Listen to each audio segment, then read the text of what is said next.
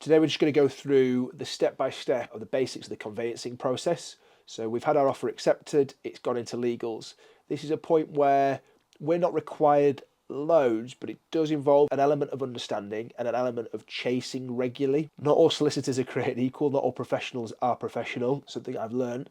Now, we've got a solicitor we know and trust, and we've trusted through, but they're busy, things happen, stuff gets missed. I've created like a bit of a sort of step-by-step through here, which you'll see, looking just to check through each process, and so we understand what's going on. When the offer's been accepted, depending on who's agreed the purchase, so if it's the estate agent, a memo of sale will be drawn up by the estate agent. If we're doing it direct to vendor, we need to draw up the memo of sale, or the memorandum of sale.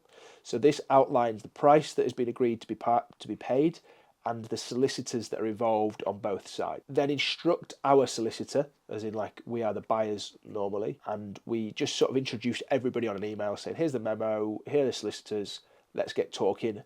And the solicitors then will do the rest. Hopefully before this, we've got signed up to the solicitor. So us as a buyer or the person that we're buying for have gone through the checks and the sign-up process that they normally need to go. First, we'll send some draft contracts.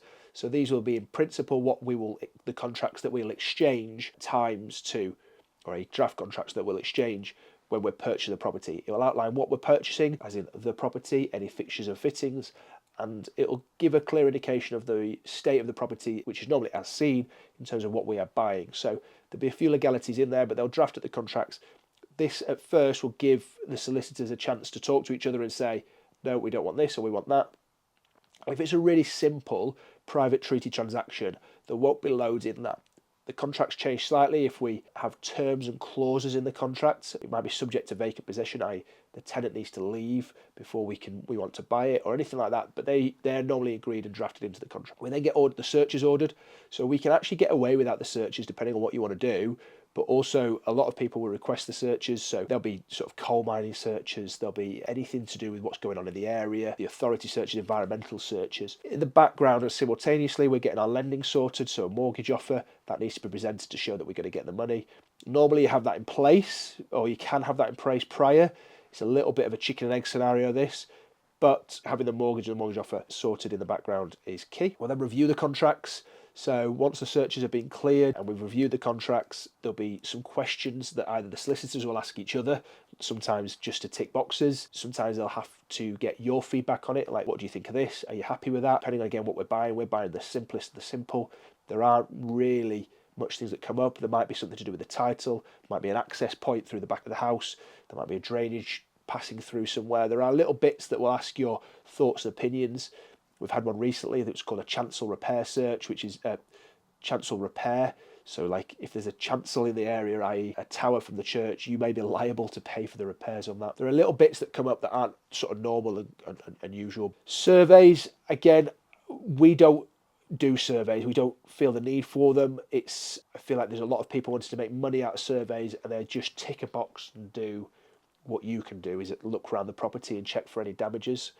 If you're a first-time buyer, sometimes you get a home buyer survey, but I feel like they cause more worry and fear than they do answer any questions. And if we're doing refurbs anyway, a lot of the work that they pull out is stuff that we're going to do anyway. From an investment standpoint, surveys are very rarely needed. We then exchange contracts. Now, very regularly, you exchange contracts and complete simultaneously. Sometimes you can exchange contracts and complete further down the line. Sometimes you can exchange contracts and complete the next day. The exchange of contracts is the legal commitment that we're going to buy. Prior to that, there's no legal commitment that you'll buy. You can pull out at any point and you are not obliged to buy the property to a degree at any point. It's a crazy way of buying property in the UK that we're going to trust each other that in 2 months' time I am going to transfer funds to you. But at any point you could pull out of that. But you exchange contracts at that point, you're legally compliant to buy. You've normally paid a deposit or something like that at that point, and then we complete by exchanging the full amount of funds at that time. You will then get your contracts and your title deeds sorted back end of the purchase once you've complete. But first, once you've got the keys, you're normally pretty excited. Solicitor will pay the stamp duty. They've normally deducted that from the money that you've put in anyway, or you've asked for the money up front.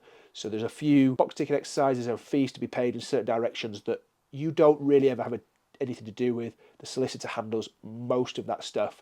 But it's important that you have an awareness of what's going on and you're not completely blind to making sure the stuff's done.